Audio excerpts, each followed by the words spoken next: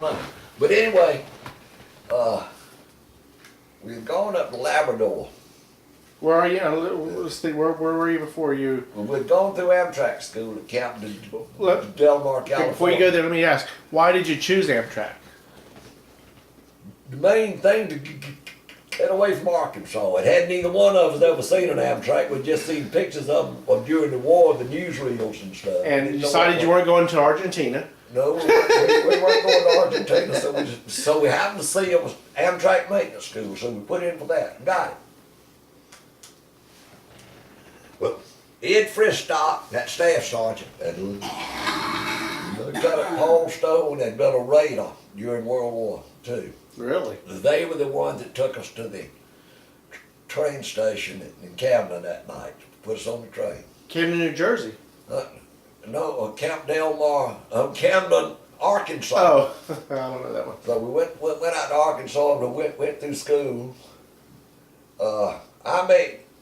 LG had always said he was senior to me because his serial number was 613530, mine was 613531, one digit Wow. behind. But I made sergeant one day ahead of him. So. I gave you data rank. But anyway, when we got out of school, it was a hell of a good school. Now that maintenance school, the LVT3 that we had mainly was cargo and personnel, had twin Cadillac engines, hydromatic transmissions. It was a darn good tractor. The Cadillac of the tractors. Yep, and we were taught that this is a wrench, this is a screwdriver, and went right on to tearing transmissions down, engines down, the whole blame 9 yards. Well, Those are diesel, right? Diesel? no gas. Really? Yeah, it was a Cadillac, flathead Cadillac engine, just modified. It was a heavier built one, but it was a Cadillac engine. But it was the same engine and transmission assembly that was in the light tank. Wow. And the first time that tractor was used in World War II was on Okinawa. Well, that one, let's see, that was in 45, and we went through school in 48, so it wasn't that far behind. But anyway, I was held back as an instructor in the electrical system, and LG went instructor at a reserve unit up in Moffett Field, California. In what was his field? He was the Amtrak maintenance. No, I understand, but you were an electrical I was instructor. an electrical, and his was just in general maintenance, but he went to that reserve unit up at Moffett Field, and I didn't see him anymore until I'd been back at Camp Lejeune, maybe 49, somewhere of it in, and he had come out of that and come to H&S Battalion at Camp Lejeune. But anyway, we'd gone up to Labrador in the fall of 49. At least we'd gone up to the amphib base up at Little Creek, Virginia, to get ready to go to Labrador. And Rube Daly, this same gunnery sergeant that had gone in the year that I was born, he liked me for some reason or other, so we went up there, up at the amphib base. He said, "Aren't you going up for staff when we get back to Lejeune?" I said, "I don't know." You're a buck sergeant by now? Huh? Yeah. I made buck sergeant today. I graduated a couple of days before I graduated from school. From maintenance school? Maintenance school, yeah. Okay. So, I said, well, I don't know. I said, I don't care. I'm going to get out in August next year anyway. He said, well, it's a whole lot better to come out of staff sergeant that would be a sergeant. And he said it's an entirely different style of living a staff NCO as it is the sergeant, corporal, TFC, and private. I don't care.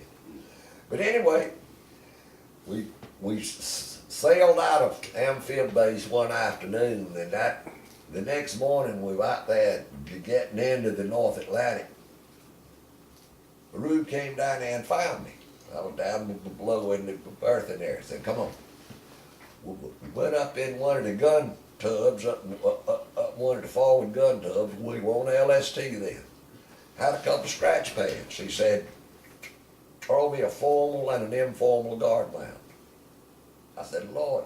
I said, Gunny, I hadn't seen one of them since 47. He said, that's all right, you're drawing. I said, man, I got no idea. Drew it all out for me, where everybody stood, the whole blade 9 yards. I got down, put a pad on that. A couple of days later, he found me, he said, come on. Got up in that same forward gun found, and how he had done it, he had gotten a light 30 caliber machine gun up there, got it up there. Said, tear it down, put it back together, check the headspace. Oh, I didn't know no more what he was talking about. But hell, I got down pretty good on that. Well, hell, he drilled me on that the whole blade time till we got back to Camp Machine. When we got back to Camp Machine, late November. It was cold up in Labrador, but it wasn't nothing like North Korea. But anyway, I made staff. It was either June 17th, 18th, 1950, and the Korean War started June 25th. Well, that started on a Sunday morning our time. Hell, didn't nobody know where Korea was. I knew it was in the Orient somewhere, but had no idea. And when I got back to Camp Machine that Monday, one platoon was going to stay, the other 3 were going to go in the next time. They were going to send. Didn't nobody know what the hell was going on. But anyway. Before you go there, tell me about the alert. How'd you find out about the Korean conflict? I heard it over the radio. I was home. It was on Sunday. And you lived where then? Well, look, I'm going home up to Durham. Oh, really? Yeah. Wow. I got up that morning and heard it over the radio that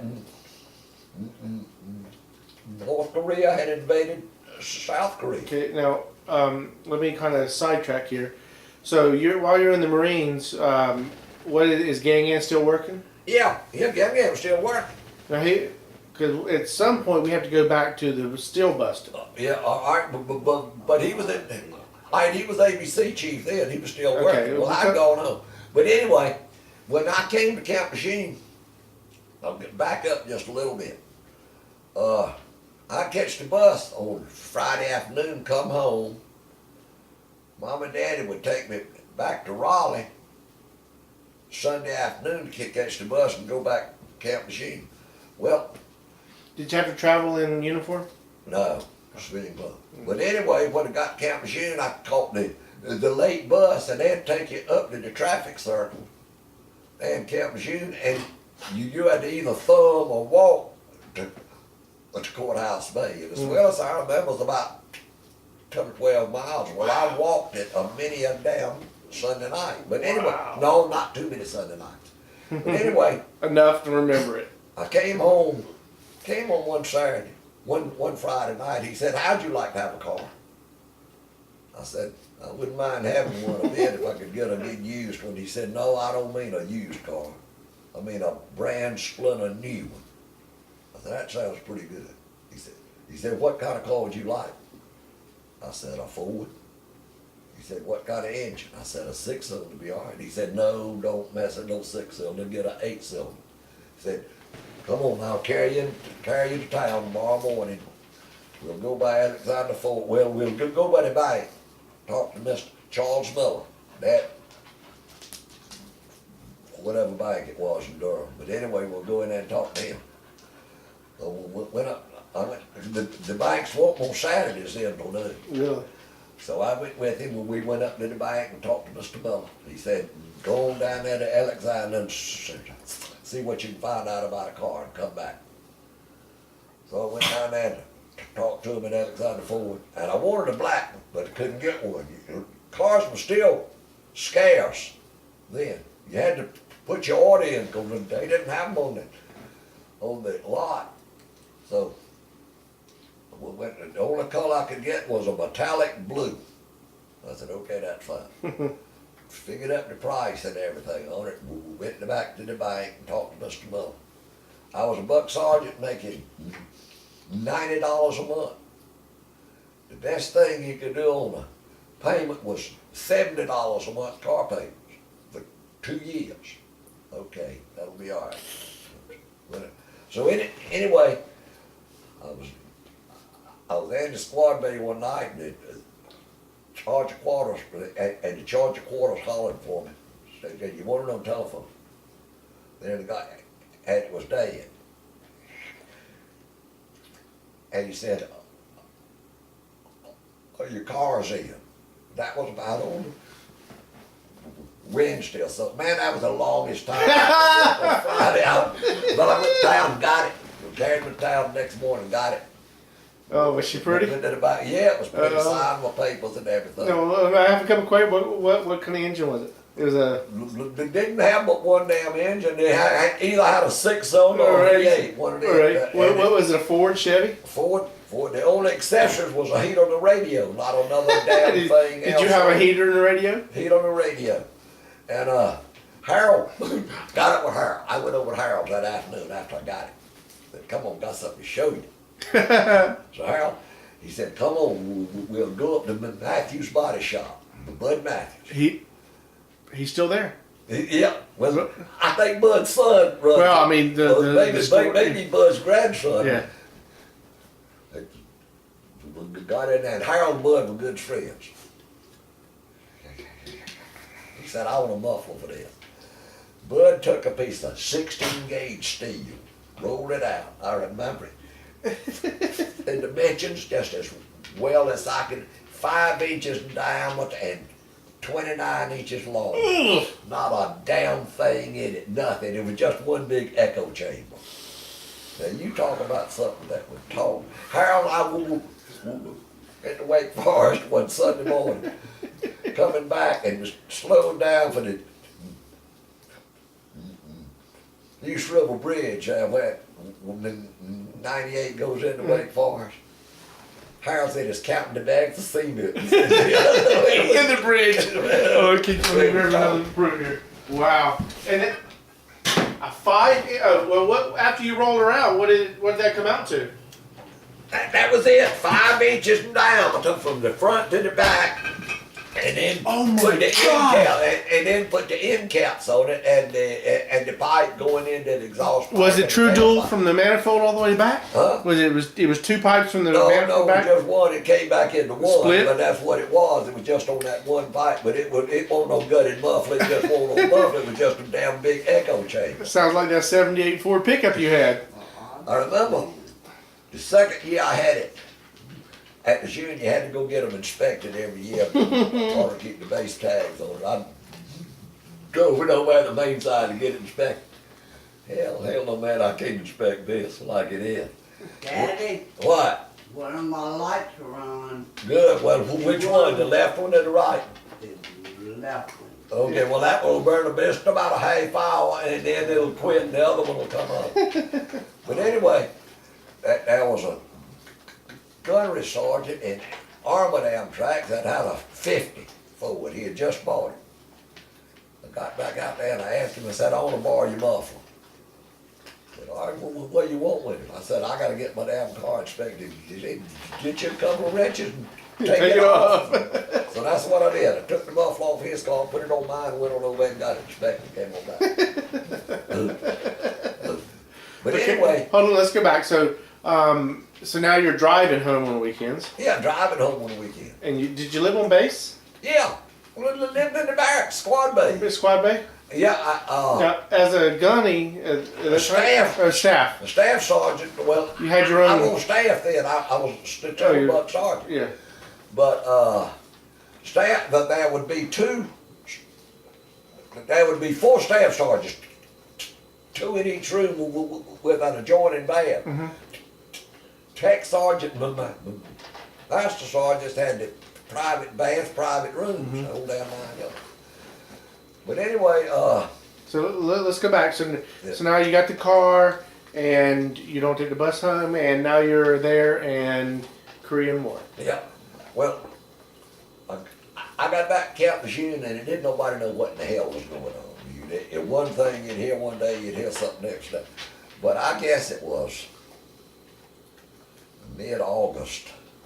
We finally got word there were 3 platoons going to California and 1 would stay back. Well, I was in one of the 3 that would go out. But How'd you feel when that happened? When you found that out? well, hell, we were half expected, didn't care. Hell, Yeah. at 22 years old, who the hell gave a shit? Yeah. But anyway, we got it on the train there in Jacksonville. Staff NCOs had compartments. Everybody else had Pullman cars, but hell, staff NCOs had compartments. Well, Bill Aycock was first lieutenant. Paul Snyder was first sergeant. And they had gotten a roster by wire because they had already called up all, anyway, let me back up just a little bit. The Korean War started on a Sunday our time. Well, about Wednesday they came out with all discharges, all retirements were frozen right then, no more. So, going on across country, they had gotten evidently by wire a complete roster of everybody because all the reserves had been activated then. So when we got out to Camp Delmar, they had already formed the battalion on board the train. Well, it so happened I was the youngest platoon sergeant in the battalion, in both age and time in the Marine Corps. 22 years old and had in under 4 years when I made platoon sergeant. But had been given the only second lieutenant. Gerald G. Tidwell. Tidwell, I know the name. Yeah. But anyway, JG, you call him. but anyway, when we got on out there and we made Incheon, stayed around Incheon maybe for a couple of days. Oh, that's too quick. So how'd you get? What was the transport? You went. LST. LST, from Kobe, yeah. From Kobe, Japan, with a Japanese crew. So you're in California. We went. We were in California. We went to Camp Delmar. The funniest thing about it was, at least funny now. Right before, it was maybe a month before the Korean War started, we had gotten orders that we were going to get some brand new tractors coming in. So hell, we had gone down there and had stripped, cannibalized a whole bunch of the range stuff. But some of them we had to shove on low boys with other damn tractors to get them up on there. To transport to go to battle. Well, when I made staff, I'd been staff about 2 or 30 days, and I got staff duty officer. Well, I don't know where the duty officer had gone, but anyway, I was in the office and was after supper. The guard down there going in the boat basin called and said there are a couple of low boys down here with 2 brand new tractors on it coming in. Said somebody got to come down there and sign for them. I said, all right. So I went out there and I got in my car and drove down there. I signed for them, had to check them out. It was $80,000 a piece, and I was responsible for it. Whoa. My God, I reckon. Damn. Call Dad. But anyway, when the Korean War got started good, we shoved those damn things back. We shoved all of that damn junk mess we'd had on the rail cars. We were going through Arizona or New Mexico early one morning and happened to look on a railroad sign, and there were those same damn tractors sitting over on flat cars, the same damn one, cause the same numbers on them. We'd loaded out. Oh no, shit. Oh, they're on their way to you. We got out to Delmar and hell, we were working on those damn things right and left, boy. From the time it got light in the morning to dark. Mr. Tidwell, now he didn't know shit about a damn track, but he was eager to learn, wanted to learn. Didn't make a damn what somebody was doing. He wanted to know why they were doing it and how they were doing it. Everybody figured hell he was so dumb they couldn't hurt nobody, so damn tell him. Well, anyway, right, it wasn't but maybe 3 or 4 weeks before we started in Amtrak school, First Amtrak had lost a tractor in the surf at Camp Delmar, and had lost 6 men along with it. Whoa. So the next day, an order had came out from headquarters, at no time would one tractor go in the surf by itself. Well, Pete Reeves, Bombardier,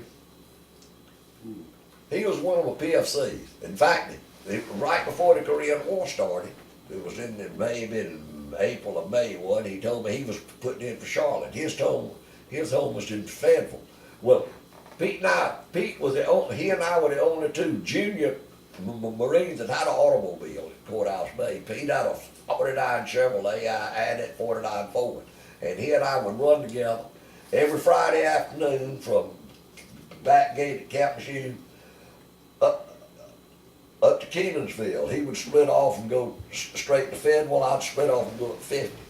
But we'd make a few pit stops for a beer going on. Well, we'd race. Coming back on Sunday night, early Monday morning, we'd meet there and race. Back to back gate at Camp Shoe. But anyway, Pete had told me, he said, you're going to be getting out in August. I'm putting in for NAD Charlotte. And Charlotte had an ammunition depot at that time, so Pete put in for it. So hell, about the time Pete got gone, the war started. Well, hell, I didn't give Pete any more thought. Well, the night we got to camp, out to Camp Delmar, they had formed the company, formed the battalion and everything. P.B. Brown he and I had made staff together. He and I had gone on up to the staff club to get our rooms and all that damn kind of stuff squared away. And the messman came up and knocked on the face of the door, giving us the menu for that night. I remember it was T-bone steaks. And they asked us, how do you want them? Well, hell, PB and I didn't know shit from Shinola about the steaks. Done was all we knew. We didn't eat no damn steak. But anyway, he told us what to go on and get your rack squared away and go on down in the bar or the club. Somebody will call you when it's ready. Well, they called. Well, when we got through eating, we went on back up to our room and opened the door, and we thought we had locked the damn door, but evidently we hadn't, because there was Pete Reeves down in the middle of the floor and said, you gotta help me. I said, help you do what? He said, you gotta get me back down Amtrak. I said, I didn't get you out of Amtrak, so what the hell's that? And they'd put him in an 81mm mortar section, because they'd shut down that damn ammunition depot just out of skeleton crew. And seeing as he was junior man, he was carrying the base plate up and down them damn hills. Kept puzzling. He said, I gotta get the hell out of here. I said, I don't know what the hell I can do. I said, we got a brand new platoon leader. I don't know him from Adam. I'll ask him. What was his name?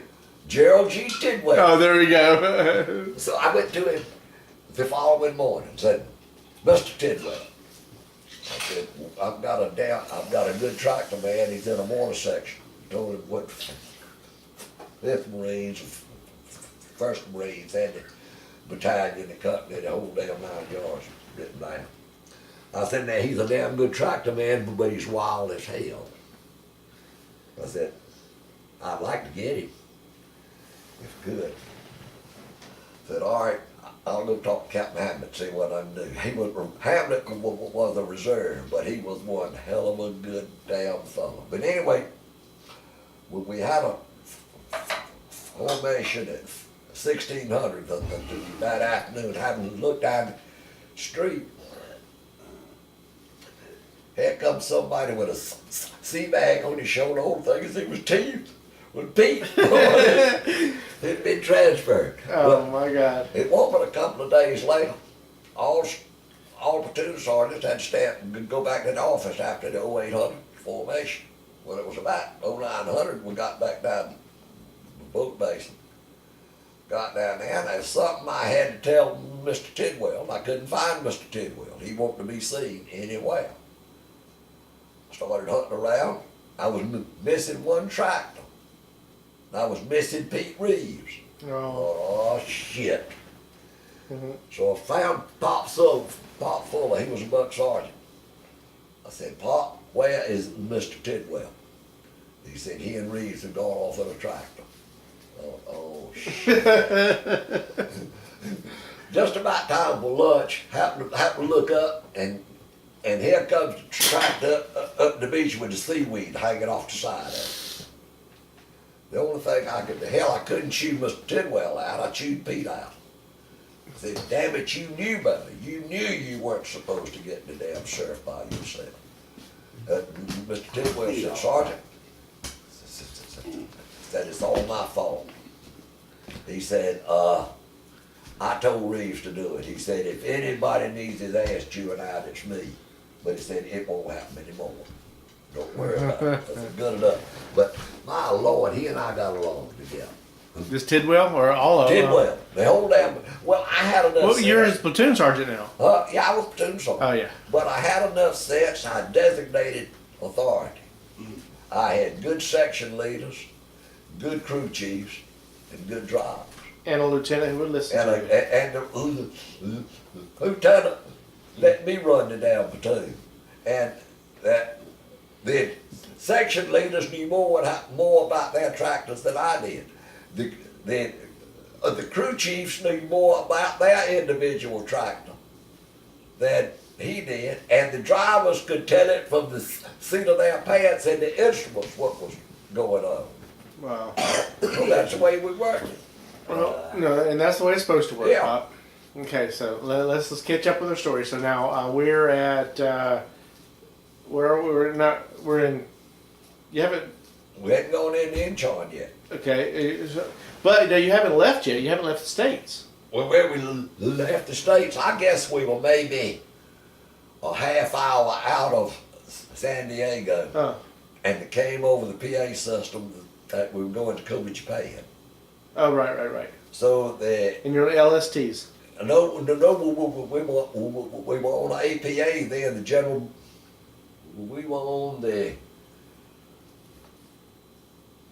record. We were on the Megs because Charlie was on the Breckenridge in World War II, and they were sister ships. Well, what They were converted cruise liners. Did the personnel go over separately from the equipment? Yeah. And All of the tractors were put on LSTs and went. Yeah. We went to San Diego and loaded loaded the Amtraks on the. Were LST. you told before you left that you would get your Amtraks? Yeah. We already knew the tractors that we were going to get. You know, Well, that I would- was wearing halfway good shape then, but they weren't in good shape. Yeah. Well, you realize. They would run. Yeah. Today, I mean, shit. They say get what you get. Yeah, but Okay. but when we went on over to Japan, and we made Incheon, and the night before Incheon landed, Hold on, before you're going too fast. Tell how was it being on the transport ship? oh, crowded. My God, it was crowded. Did you have individual rooms? You have to take Hell no, sleep and damn. swap? I don't Hell. mean individual. I mean did you have a bunk that you had to swap shifts with people? No. You Yeah, had our individual- own bunks, yeah. but you had they were about 6 tier high. You know, just a pipe thing with a canvas string, strung down between it. What were your duties during the transport? Nothing. We didn't even have any schooling going on over. Any training? I mean, hell, no everything PT we all or anything? Knew it, everything we needed. How about to know physical training to get ready? Hell no. What were the talk? What was the discussion? I mean, think of the feel of young men like that going to war, Yeah, didn't know where the hell full we of was spit and vinegar, going.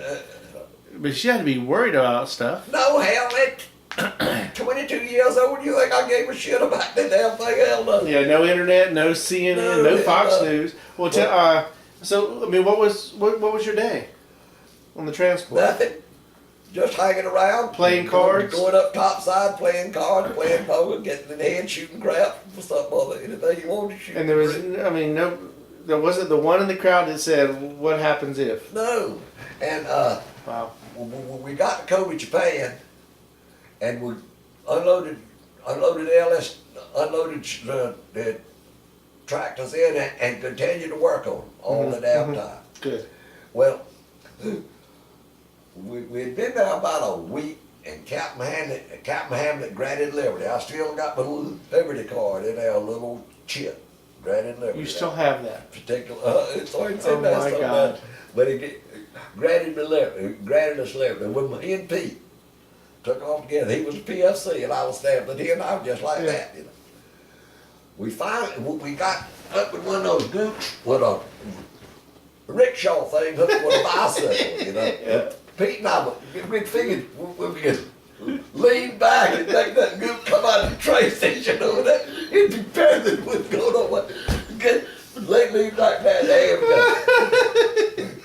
Well, we finally convinced him that we wanted to go somewhere where we could get something to eat. So he carried us to little, let's say, I believe that Liberty expired at midnight. We finally convinced him what we wanted to do. We wanted to get something to eat. So he carried us to a little small restaurant, way out y'all. We got in there and we ordered frog legs. That's the only time I've ever eaten frog legs in my hell. Did you know what you were ordering? You knew what you were ordering? Yeah, hell yeah. We finally convinced him that's what he told us that we hadn't ever eaten any frog. And I don't know how many of those little Debbie cups of sake we drank along with that, you know, and then drank a couple of 3 beers on top of it. And shit, I happened to look at my government issue watch, and it was about 11:30 then. And you're due back when? At midnight, and we were about 5 miles to hell and gone. So I said, Pete, damn, we got to get out of here.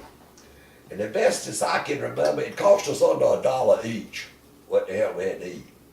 But anyway, we hadn't gotten far down the damn road, and there was a Jeep parked beside the road. I said, shit, let's ride. Got in that damn Jeep and took off. Well, we didn't have enough damn sense. When we got down there to where we were just to leave the damn Jeep out there in the port, we just pulled the damn Jeep up beside the damn tractor, got on the tractor, and went to sleep. Got the next morning, we went back to work. Here comes Mr. Tidwell. He said, where'd the Jeep come from? I said, I requisitioned it last night. I'll carry it back in the tank in a little while. He said, no, don't mess with it. There was somebody over there painting. He told them, said, paint the numbers out on that truck. On that Jeep. Hell, they came over at that olive drab paint, that Maringo Dream, painted the damn numbers on the whole damn thing. Tidwell was gone about an hour when he came back. He had cut stencils, all brand new stencils, out damn, the whole damn kit and caboodle. The paint was dry by that time. He said, put some of the yellow paint on it. Then they put it on the tractor and we'll roll the tailgate up on it. Roll the gate up on it. We hadn't seen a damn thing of Bill Aycock. He was exec. Russ Hamlet was cutting the commander. We hadn't seen a damn thing of them the whole damn time we'd been there. They decided to have an inspection that afternoon, checking everything. That was what one tractor with the ramp rolled up, and every other tractor out there with the ramp down. He said, drop the ramp on that one. There was that Jeep sitting there. Captain Hamlet had a teetotal, histified damn fit. He said, Colonel Fentler, Colonel Warner is the only, he's got the only Jeep in this damn battalion. What the hell do you think you are? Get that son of a bitch back into town now. I mean, paint the numbers off it and... Yes, sir. He told the Colonel's Jeep. He's crazy. Oh! But we finally got the tractor in fairly good shape. Put them back on the LSTs. We got orders one day about noontime to board the LSTs. Got on board. Ate lunch on board the LST. Right after lunch, came over the public address system. Liberty was canceled for all enlisted personnel. Okay, fine, don't give a shit. So I'm going up the bow, standing there. The sun was still up good. Here comes Mr. Tidwell. He said, come on. He headed on back toward the gangplank. I said, Mr. Tidwell, where are we going? He said, we're going to the Oak Club and get some liquor. I said, where were you when they came out with that order that said all enlisted, all liberty was canceled for all enlisted personnel? He reached up and grabbed my cap, took it off, hit the butter bar on it, stuck it back on there, said, you've been commissioned. Started on down the gangway, and we'd gotten maybe, I reckon the Oak Club was maybe a couple of miles from there. Maybe we'd gotten about a mile back up the road, shooting the breeze, and happened to look up, and there was Aycock and Hamlet right in our damn face. Oh. I thought, shit. I'm kind of enjoying being a staff sergeant. It's good, but hell, I ain't going to enjoy going to Portsmouth busting rock for the next 15 or 20 damn years. The only thing was say, good evening, sirs, and keep right on going. We'd gotten just about as far as we had that television bomb. Hamlet called out and said, gentlemen, I thought, oh shit, this is it. Captain Hamlet said, be careful, there are a lot of MPs out tonight. Got up at the Oak Club, and every staff NCO in the battalion was wearing bars, everything from a warrant officer to a lieutenant colonel. Look at you. Oh my God. Oh, that's too good. You know what? That's realism, Pop. That ain't this PC shit they do these days. Wow.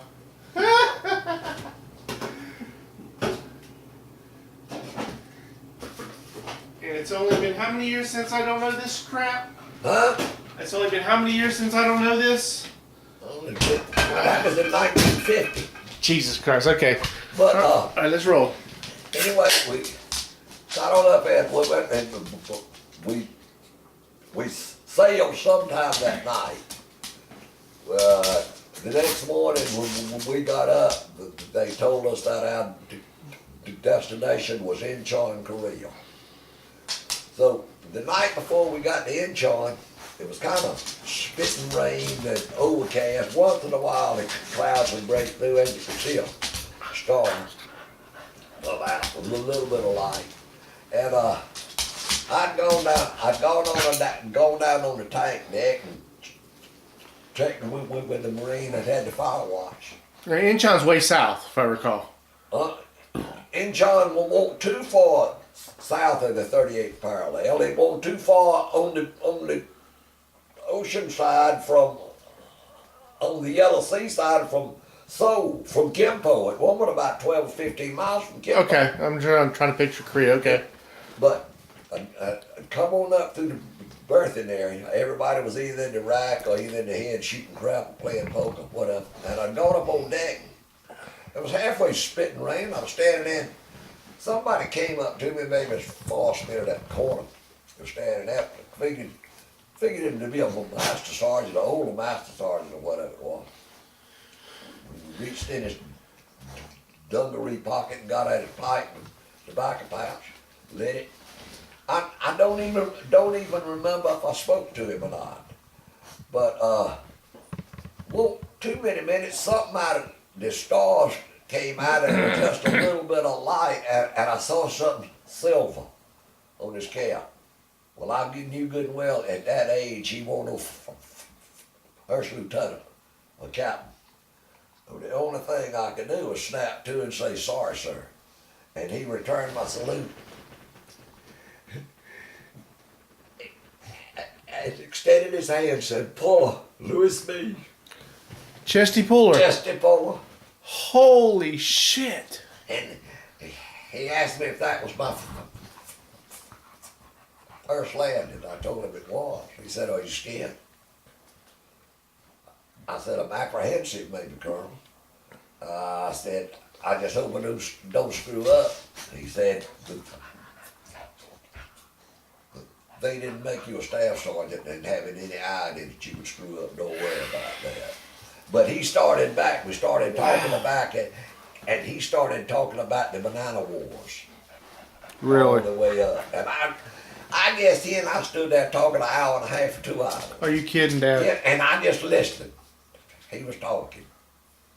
And no video camera. Nobody, Chesty Fuller. Chesty fucking Puller, United States Marine Corps, legend. And he was. Had won 5, had been awarded 5 Navy Crosses.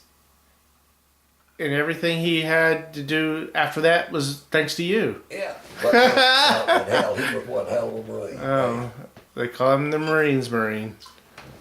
Wow, really, I gotta go Chesty? pee. Yeah, please do. Let me Yeah, take. my little pee, Mom.